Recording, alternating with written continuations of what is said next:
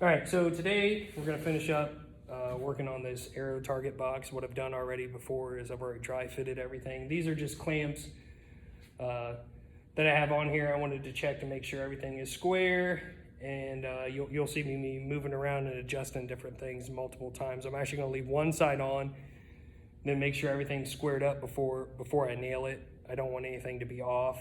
It's just gonna mess with the structural integrity. And you know, just me, I always take pride in my work, even though this is like rough cut material and me kind of just piecing together stuff after I drew a plan. You know, a lot of this is just scrap material and then building something out of it.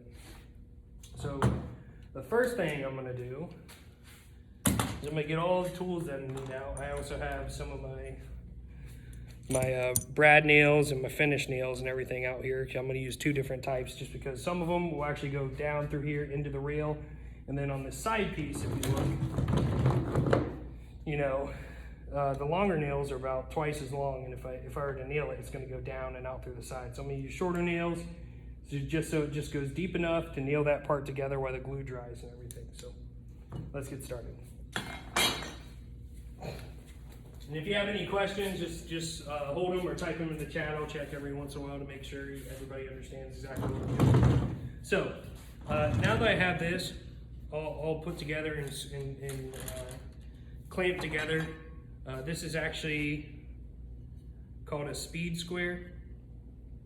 All right, so what I'm checking for is I set this in the corner, set it on top of my piece, and I touch it to the other corner. And what it should be, there shouldn't be any gaps or anything along those lines. So I know that this corner is square. I flip it over, put it up to the top. Now this one, you can see there's a small little gap. So before I actually nail it together, I'm gonna have to adjust the box and the way that it's sitting to make sure this is square. So this is actually out of square by roughly 1/8 of an inch, so I'll have to adjust that. But this bottom side, this is square, this is square, this one's square, this one's square, and then this one's just barely out. So what it is this corner right here that's giving me issues. So I'm gonna have to adjust it to make sure that it's actually truly square. So I'm gonna go ahead and set it down. Anything that I set down, I always try to do it as carefully as possible. So I know this back side is already square and everything. So what I'm gonna do, since this side is off, I'm gonna unclamp this side and I'm gonna check it with my square. I'm gonna put glue in the joint, and I'm actually gonna check it again before I actually nail it. So some of this you might not be able to see just with the way that I'm setting it down, but I'll explain it as I go. So what I'm gonna do is unclamp. I'm just gonna set my clamp up here so I don't have to reach over and pick stuff up. And then what I'm actually gonna do, since this is gonna be glued on the inside, I'll put glue along here and glue along here. So the type of glue that I'm actually using is actually called Titebond 2 Premium Wood Glue. It's water resistant, it's interior, exterior, fast set time, stronger than wood, and water cleanup. So the reason why I use this brand, some of it's just a personal preference. Like you can buy Gorilla Glue, Wood Glue, and various different other off brands of wood glue. In my experience of doing the years of woodworking, I've always never had an issue with Titebond. It's just a good product. It's actually engineered to make sure you get the best bond in between two wood particles, so it actually like seeps into the wood that's porous, and then once it dries, you know, it creates a very, very strong bond. So that's why I like to use this. Just my experience with this product. It's really good. I've never had any issues with it, and it rarely ever fails. Actually, I have another student joining, so I have to go let them in.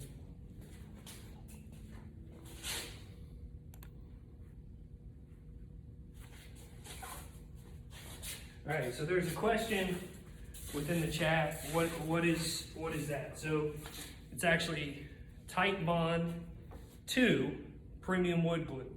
So that's the type of glue I'm going to be used when I nail this together. So I already have my nail gun set and everything. I'm going to put some glue on this edge here, and I'll do the same on the other edge. Now, if you notice, I'm not putting a whole bunch of glue on there. I prefer to wipe it in with my finger just so it gets an even bead and it gets the best coverage, because I mean technically you could clamp it together and then everything shoots out the side, but you want it all over the surface that's going to touch the other part of the frame so you get a good bond. It's kind of like, I know some of you have watched YouTube videos and people trolling other people. It's like when you flip a water glass upside down in a restaurant and you put $1 underneath of it. So it's kind of like a suction cup. So in order to get the best bond, you want complete coverage over the surface in order to make sure everything sticks and nothing leaks out. And so it doesn't fail. So I'm just wiping in with my fingers, making sure I get good coverage all over the piece. And I'll hold it up for a second for those who are curious to see. I'm just wiping the excess off. So you can see right here, it's like a yellowish tint, just making sure I have good coverage. So when I actually go to clamp it, you know, it clamps in the right spot. So I'm gonna put one side in, push this out a bit, and then put the other side in. Now this is where the speed square comes into play. So I'm gonna clamp the top and then I'll have to adjust and move the back side out to make sure everything's square. So I'm gonna close my wood glue. Right now, I'm gonna clamp it just below, just so I can make sure I can get my nail gun or my finish nailer within there. So I have it clamped where it's just pressure on here. So now I'm gonna adjust it, make sure everything's actually sitting flat, hit down so it's sitting on this flat surface. That's why I like to use this glue table and everything to make sure everything's flush and flat. So I'm gonna nail the top side and then I'll pivot and move it around. Before I do that, I'm gonna take my speed square and actually set it in here. So I know this side is square. So some of you might be sitting there looking and saying, Mr. Dunn, what's square? You know, this is a triangle. All right, so what square is from here to here, it's actually a 90-degree angle.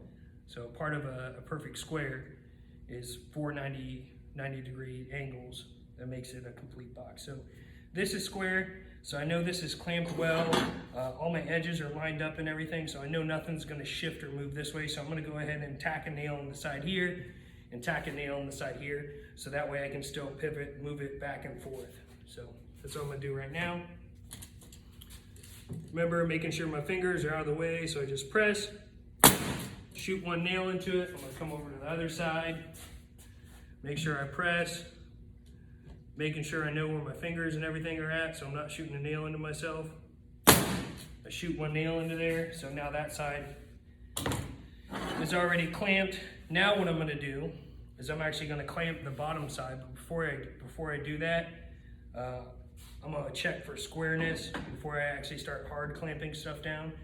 And if you look at the clamp, I'm not putting it directly onto the bottom of the piece of wood. The reasoning behind is I'll never be able to get the nail gun or the finish nailer in there. So what I'm gonna do is just barely press with my hands, just pushing that backside, because what it was tilted in a little bit, so I had to push it out. So I take my handy dandy speed square, set it down in here. All right, so I know that this side is a little off, so I have to adjust it a little more, press on it, push it out a little bit. All right, and this side is square. So now I'm gonna clamp it, put a little more pressure. I'm gonna go over to the opposite side. And I know this side is square. So I know this bottom side, so this U shape, that's all square together, and then I'm gonna have to adjust and make adjustments up front to make sure everything else fits perfectly. So I'm gonna turn this a little bit, get my nail gun, always watch where I'm shooting my nail into. I'm gonna shoot it right through the side into the other piece. And then I'm gonna come around to the other side. I'm gonna do the same as well, making sure everything's square and pushed out.